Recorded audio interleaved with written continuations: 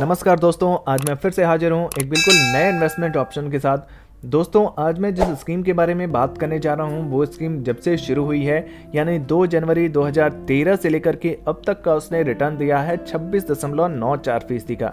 दोस्तों, इस स्कीम का नाम है ICICI prudential technology direct plan growth.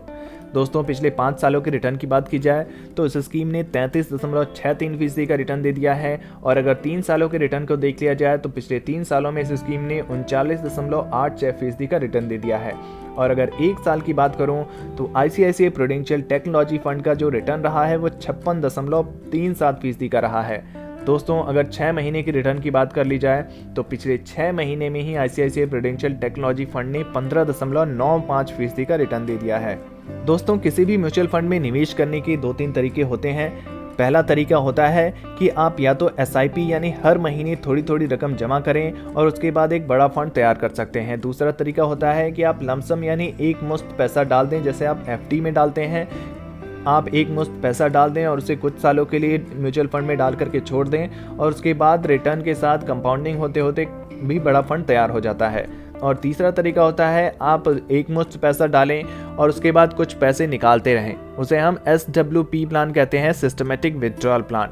दोस्तों, आज के इस वीडियो में हम ये समझेंगे कि अगर हम ICICI टेक्नोलॉजी फंड में मात्र 35,000 रुपये का निवेश कर दें तो ये फंड हमें कितने सालों में कितने रुपए तक दे सकता है। लेकिन इससे पहले दोस्तों, हमें ICICI प्रूडेंशियल टेक्नोलॉजी फंड की कुछ बेहद महत्वपूर्ण डिटेल्स जाननी जरूरी है। आइए जान लेते हैं कुछ बेहद महत्वपूर्ण डिटेल्स। दोस्तों, NAV प्राइस की बात की जाए तो इस फंड का NAV प्राइस 169.32 रुपये का चल रहा है। SIP के जरिए जो दोस्तों अगर आप निवेश करना चाहते हैं तो मिनिमम जो अमाउंट है वो मात्र 100 रुपये का रखा गया है। यहाँ पर आप मिनिमम 100 रुपये से इस फंड में शुरुआत कर सकते हैं हर महीने की SIP के थ्रू। और अगर आप लमसम के लिए निवेश करना चाहते हैं तो जो मिनिमम अमाउंट है वो 5,000 रुपये डालना होगा आपको फंड में मिनिमम। मैक्सिमम की दोस्तों यहाँ पर मैं आपको बताना चाहूँगा, मैक्सिमम की कोई भी सीमा नहीं होती है, आप कितने भी पैसे एक साथ इस फंड में डाल सकते हैं। दोस्तों, ICICI प्रूडेंशियल टेक्नोलॉजी फंड की अगर फंड साइज की बात किया जाए तो 7,908.89 करोड़ रुपए का फंड साइज है, जो कि काफ़ी बड़ा फंड साइज होता है। आइए दोस्तों, अब होल्डिंग्स पर नज़र डालते हैं। कौन कौन सी कंपनियों में निवेश किया गया है। Infosys limited, HCL technologies limited, Tata consultancy services limited, tech Mahindra limited, Wipro limited, भारतीय एयरटेल लिमिटेड जैसी अच्छी कंपनियां इसके फंड में दिख रही हैं आपको। क्योंकि ये टेक्नोलॉजी सेक्टर का फंड है, इसलिए ज़्यादातर जो इन्वेस्टमेंट किया गया है वो टेक्नोलॉजी सेक्टर की कंपनियों में किया गया है। दोस्तों, आइए इक्विटी सेक्टर एलोकेशन देख लेते हैं। सबसे ज़्यादा मैंने आपको बताया था ये टेक्नोलॉजी सेक्टर का फंड है, तो सबसे ज़्यादा टेक्नोलॉजी सेक्टर को दिया गया है 85.2%। उसके बाद रखा गया है सर्विसेज सेक्टर को 6.2%, कम्युनिकेशन सेक्टर को यहाँ पर 6% रखा गया है और फिर अदर सेक्टर को 2.6% रखा गया है। आइए दोस्तों, अब आपको मैं कैलकुलेटर पर लेकर चलता हूं और कैलकुलेटर पर हम ये कैलकुलेट करने का प्रयास करेंगे कि अगर हम 35,000 रुपये इस फंड में डाल देते हैं तो ये फंड हमें कितने सालों में कितने रुपए दे सकता है। तो दोस्तों, ये है हमारा कैलकुलेटर। यहाँ पर हमने जो लक्ष्य रखा है वो 35,000 रुपये का रखा है, इसलिए यहाँ पर इन्वेस्टमेंट टोटल अमाउंट में डाल देते हैं 35,000 रुपये।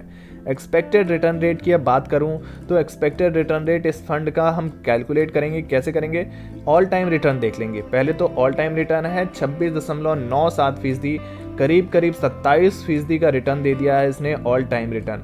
तो दोस्तों, 2% हम कम लेकर चल सकते हैं इस फंड के लिए। अगर हम 25% एक्सपेक्टेड रिटर्न रेट लेकर चलें और 5 सालों तक अपने 35,000 रुपये को ICICI प्रूडेंशियल टेक्नोलॉजी फंड में 5 सालों के लिए डाल करके छोड़ दें तो क्या होगा? तो जो हमारा इन्वेस्टमेंट अमाउंट होगा वो 35,000 का होगा और जो इसमें हमें जो रिटर्न दिखा रहा है इस कैलकुलेटर में वो 71,812 रुपये का दिखा रहा है। यानी कि 5 सालों में आप 35,000 रुपये का पैसा आपका वो 1,06,812 रुपये में बदल जाएगा। अब थोड़ा और आगे बढ़ते हैं और 10 सालों के लिए कैलकुलेट करके देखते हैं। अगर हम 35,000 रुपये का इन्वेस्टमेंट करते हैं, अगर हमें 25% का एक्सपेक्टेड रिटर्न रेट मिलता रहता है 10 सालों तक, तो 35,000 रुपये पर जो हमें एस्टिमेटेड रिटर्न मिलेगा दोस्तों वो 2,90,963 रुपये का होगा और आपकी जो कुल फंड वैल्यू होगी 35,000 रुपये से बढ़कर हो जाएगी 3,25,963 रुपये। दोस्तों, अगर 15 सालों की मैं बात करूं और 15 सालों तक के लिए हमने 35,000 रुपये को छोड़ दिया तो 35,000 रुपये पर जो हमें एस्टिमेटेड रिटर्न यहाँ पर आप देख सकते हैं, 35,000 रुपये पर आपको जो रिटर्न मिल रहा है वो 9,59,760 रुपये का हो रहा है। और आपकी जो फाइनल फंड वैल्यू है वो जो आपका इन्वेस्टमेंट अमाउंट है 35,000 प्लस जो आपको एस्टिमेटेड रिटर्न मिला हुआ है यहाँ पर वो 9,59,760 रुपये। जो टोटल फंड वैल्यू होगी वो होगी 9,94,760 रुपये। दोस्तों अब आगे बढ़ते हैं और 20 सालों तक कैलकुलेट करके देखते हैं। अगर हमने एक लंबे समय अवधि तक 35,000 रुपये को ICICI प्रूडेंशियल टेक्नोलॉजी फंड में डाल करके छोड़े रखा तो 35,000 रुपये पर आपको जो एस्टिमेटेड रिटर्न मिलेगा वो 30,766 रुपये का होगा और आपकी जो फाइनल फंड वैल्यू होगी वो होगी 30,35,766 रुपये। दोस्तों अगर 25 सालों तक आपने यही जारी रखा, इस स्कीम में इन्वेस्टमेंट को छोड़े रखा 35,000 रुपये को, तो 35,000 रुपये के मात्र छोटे से इन्वेस्टमेंट से आपको जो यहाँ पर रिटर्न मिल रहा है 25 साल के बाद वो 92,29,423 रुपये का हो रहा है दोस्तों।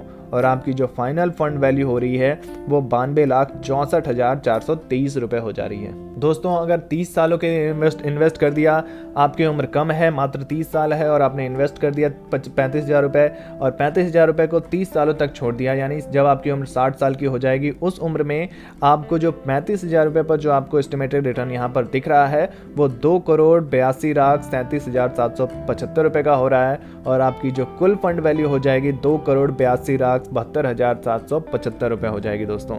तो दोस्तों आप देख सकते हैं मात्र एक छोटे से इन्वेस्टमेंट से आप एक बहुत बड़ी रकम म्यूचुअल फंड के माध्यम से एक बहुत बड़ी रकम आप बना सकते हैं। बहुत ही आसानी से आप एक बहुत बड़ी रकम बना सकते हैं। अगर आपको थोड़ी सी डिटेल पता है, थोड़ी सी समझ है, तो आपने इन्वेस्टमेंट कर दी तो आप एक बहुत बड़ा फंड तैयार कर सकते हैं। दोस्तों ICICI प्रूडेंशियल टेक्नोलॉजी फंड के कुछ अन्य डिटेल्स पर अगर बात की जाए तो आपको एक्सपेंस रेशियो यहाँ पर 0.81% का देना होता है। एग्जिट लोड 1% का लगता है अगर आप 15 दिन के भीतर रिडीम कर लेते हैं और स्टैम्प ड्यूटी यहाँ पर आपको 0.005% का देना होता है। और आपको कैपिटल गेन टैक्स देना होता है। कैपिटल गेन टैक्स 2 तरह के होते हैं। अगर आप 1 साल के पहले अपना पैसा निकाल लेते हैं तो आपको short term capital gain tax देना होता है, वो होता है 15% प्लस सेस प्लस सरचार्ज।